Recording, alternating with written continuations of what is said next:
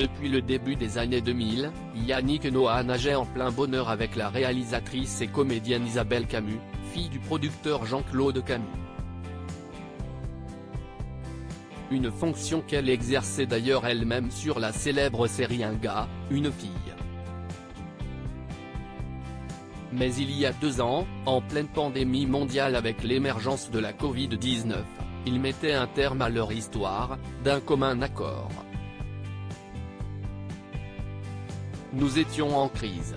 Pour Yannick et moi, le confinement a été une épreuve psychologique. Un couple, pour qu'il fonctionne, il faut l'arroser. Mon homme idéal devra être fidèle, honnête, attentionné et drôle, comme Yannick l'était d'ailleurs.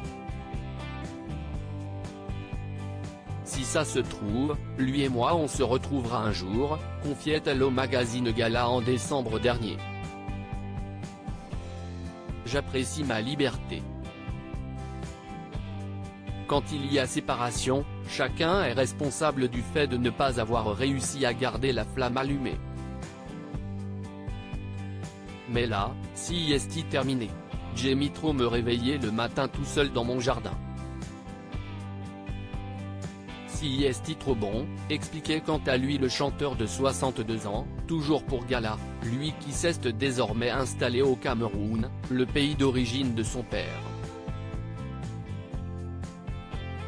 Un fils talentueux. À noter qu'ils ont ensemble un fils, prénommé Joa Lucas, est né en 2004.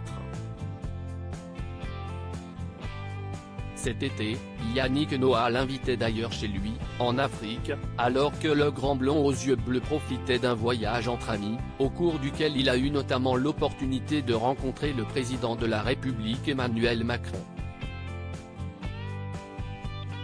Ce mercredi 23 novembre, c'est sa mère Isabelle Camus qui a donné des nouvelles du jeune homme sur Instagram, en partageant une vidéo de lui en train de délivrer un show, guitare à la main, face à ses proches.